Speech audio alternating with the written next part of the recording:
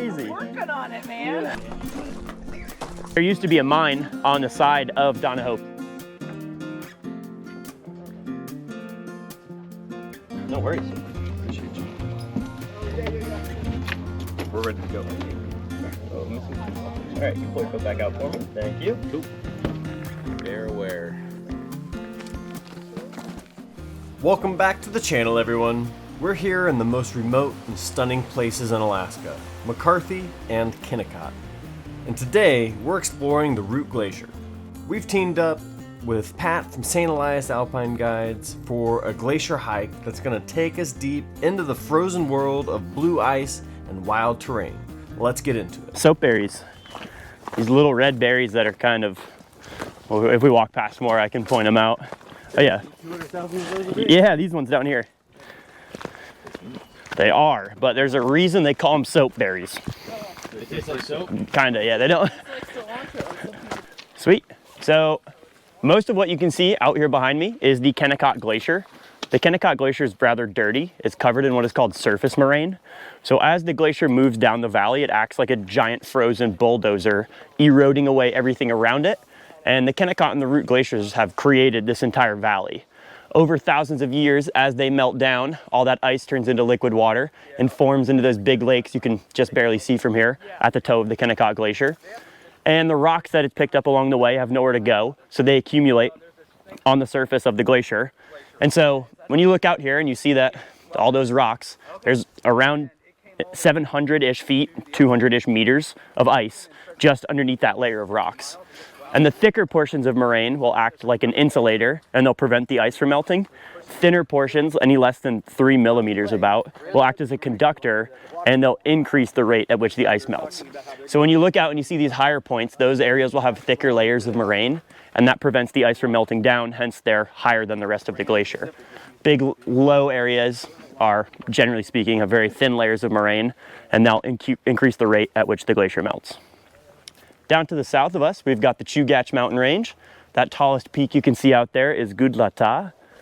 And fun fact, Gudlata is just about the same distance from us right now as Mount Blackburn. Yeah. And that giant white peak over there is Mount Blackburn. That's the 5th tallest peak in the United States, 16,392 feet tall, or around 4,997 meters. And yeah, it was first summited in 1912 by a woman named Dora Keene.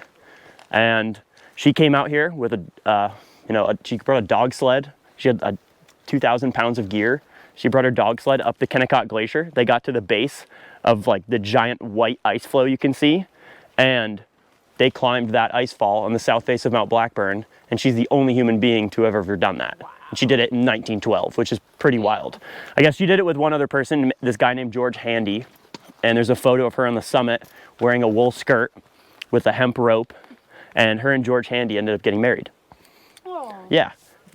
But today we'll be out on the Root Glacier, which is this lobe of white ice you can kind of see peeking through the trees.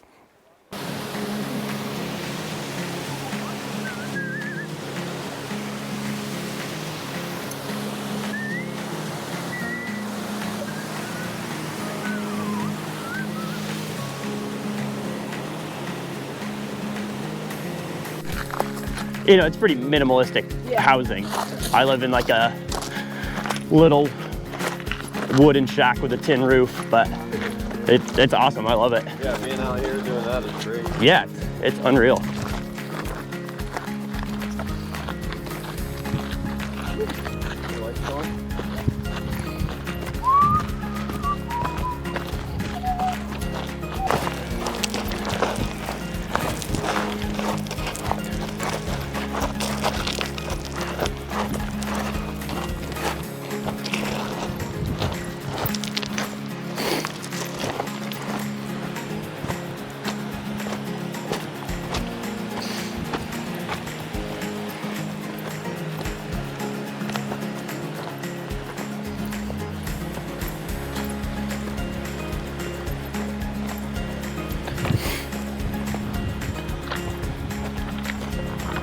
Yeah, we're pretty much gonna stop right down here on these rocks.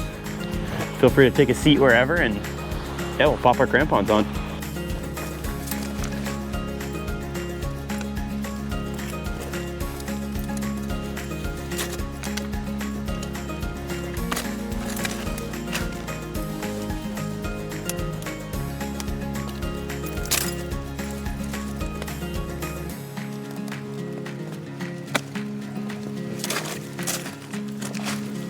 So, you know, we've walked up, you know, 20 feet up, but the glacier is just getting thicker and thicker and thicker as we do that.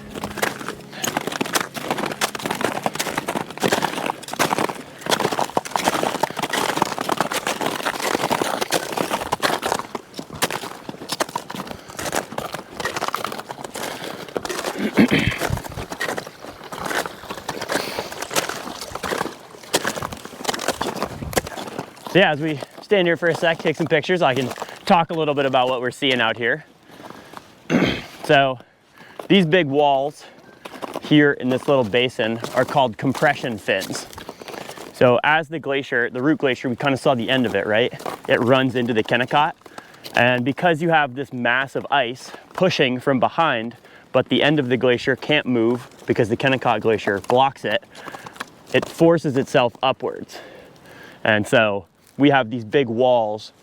And as we get further out onto the glacier, you'll see they just keep continuing because this section of the glacier is under a lot of compression, where you just have, you know, this ice not really moving, sitting here, and the rest of the glacier pushing it from behind, forcing it upwards. And a lot of what is pushing it from behind is that giant white wall of ice out there. That is called the Stairway Icefall. So the Stairway Icefall, probably one of the coolest things I've ever seen in my whole life. It is probably the largest icefall on the planet. So you can think of a glacier as a river of ice. The Root Glacier, at its thickest part, can move almost a centimeter an hour, which is pretty wild. The Stairway Icefall can move 3 meters a day, or yeah, roughly like 10 feet a day, which is absolutely crazy. Where does the blue pool plunge take place? Wherever we can find one. Looking to jump in one? Cooper is. Ah, sweet. Yeah, we can find you a good one.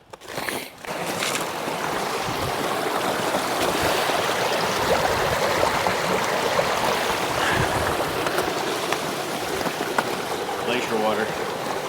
Best on earth.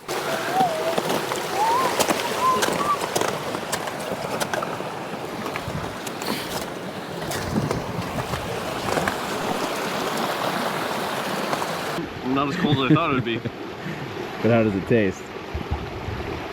It's the best water you can find.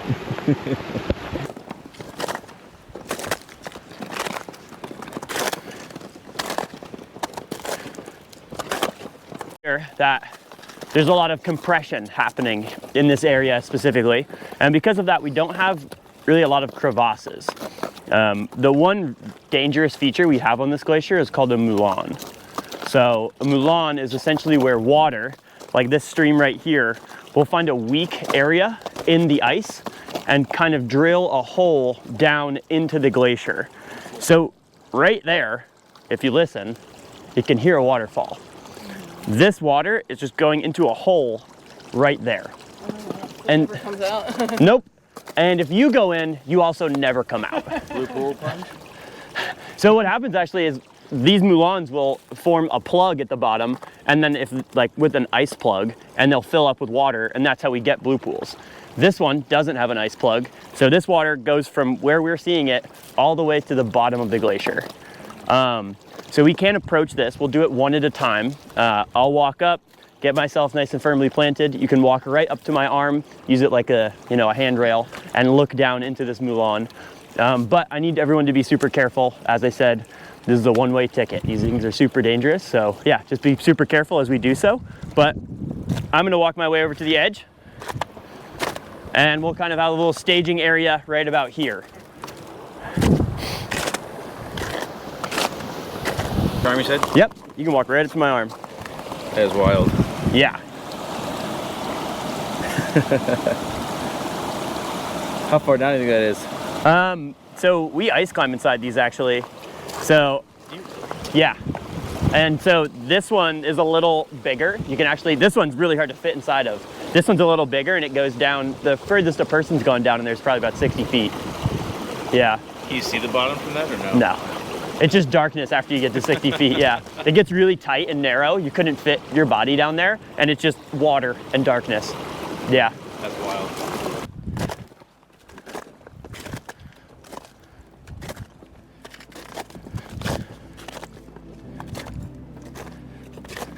Surrounded by towering peaks of endless ice, the landscape out here untouched, wild and humbling in every direction.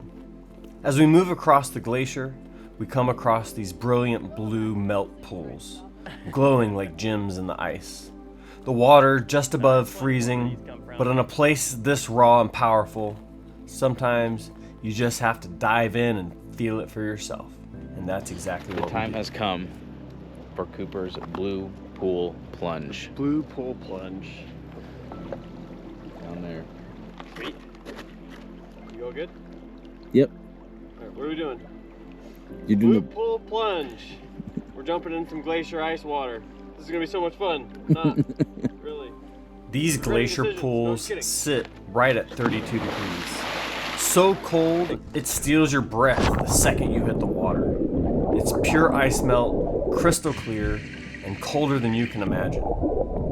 It sits right at 32 degrees, just above freezing. How is it? Cold as shit.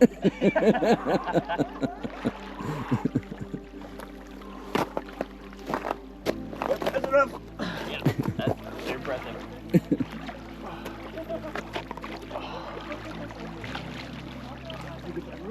Yep.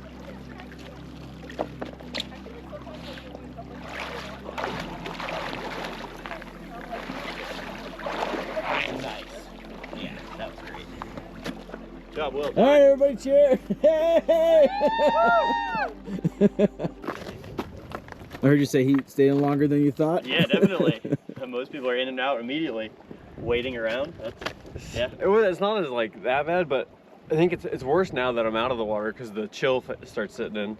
And the wind is not helping at all. The sun's helping though. I can kind of Yeah, feel it starting. The radiation's starting to help. Well, that was bring the awesome. Temperature back up. Yeah, Yeah, that was sweet. fun. Felt really good at first. No, I'm lying completely. 100% lying.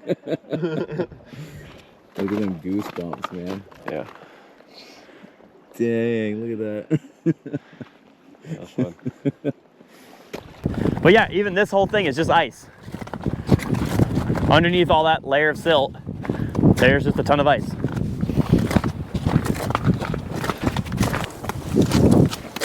that another one of your, Yeah, this is another mulan, so if we'd like to approach it, we can, but we're gonna again do it one at a time while I'm standing next to the edge. This one's pretty awesome. It's awesome. So yeah, whoever wants to come in first.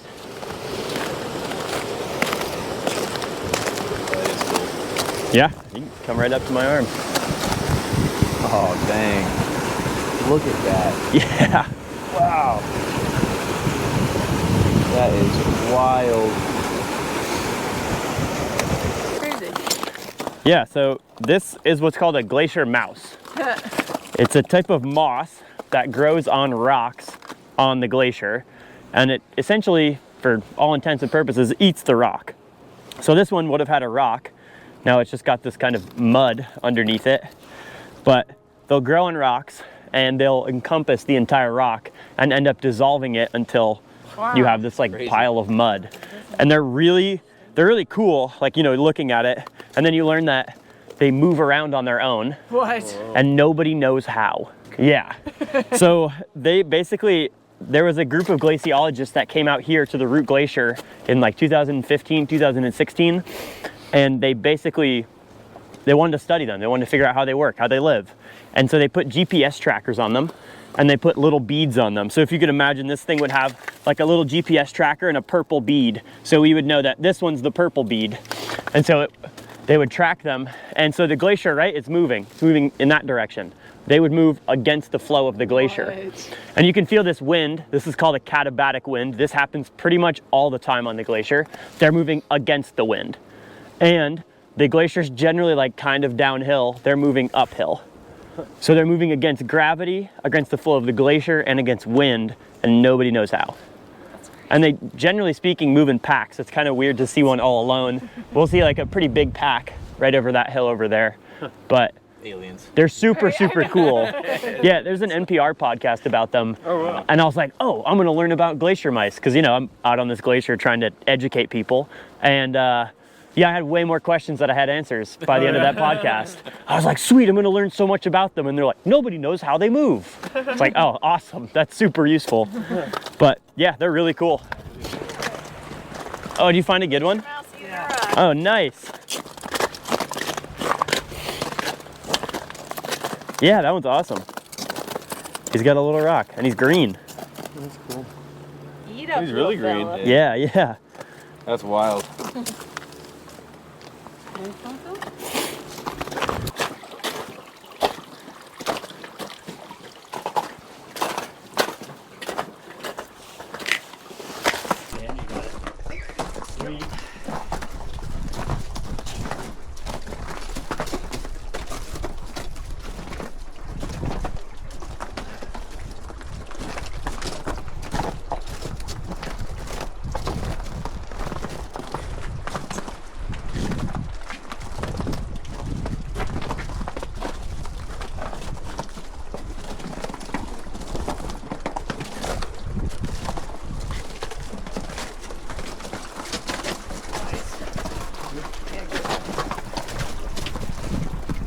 Good little creek right here. Yeah, let me see what we can do here. Oh, I have an idea.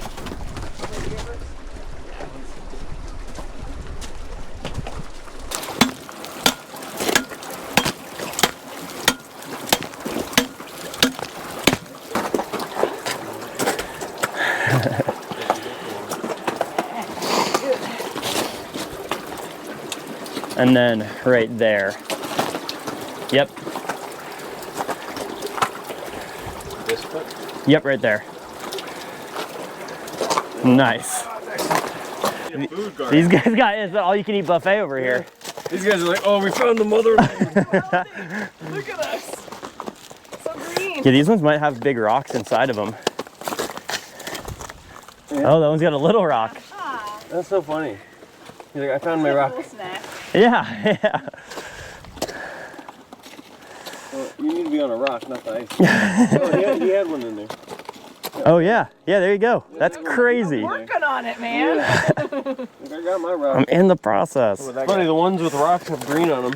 Yeah, they're like really healthy. Is there a big rock in there? Yeah, there's a rock. It's so strange. Yeah, right? They're super weird. They sure don't look like they move. I thought they would move, yeah. Well, these ones have no need to move. They're living the big life. It doesn't have a rock.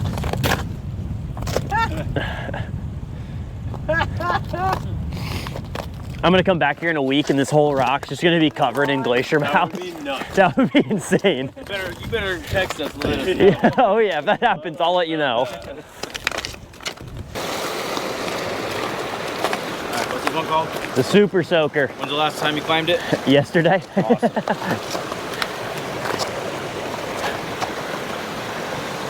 Look at that. How And- far down did you go? I probably went down maybe 30 feet or so. It starts getting really tight.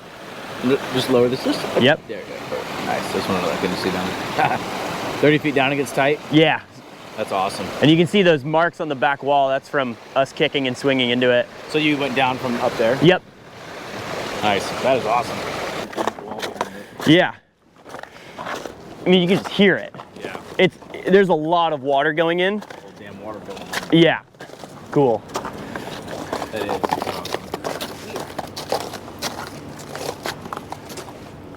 The medial moraine here, the strip of rock that goes through the middle of the glacier. So when you look at the ice fall, you can kind of see that there's two separate parts of it. There's the part on the left, like the massive part, and then there's a big rock in the middle, and then there's the smaller part on the left, or on the right, excuse me. Basically, that big rock in the middle is called a nunatak, which is an island within a glacier, and that's where all of this rock comes from.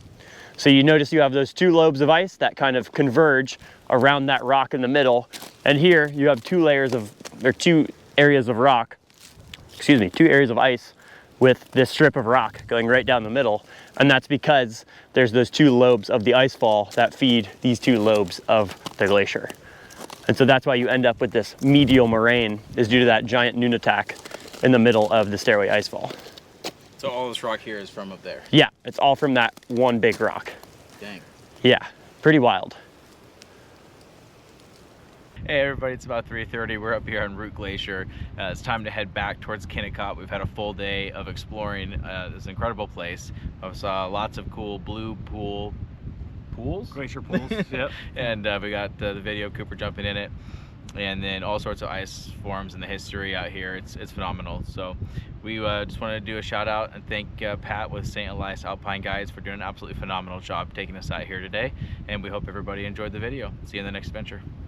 Hey, I'm Pat. I work for St. Elias Alpine Guides. This is my 3rd summer working for St. Elias, and I guide glacier hikes, ice climbing, mill tours, and multi-day backpacking trips.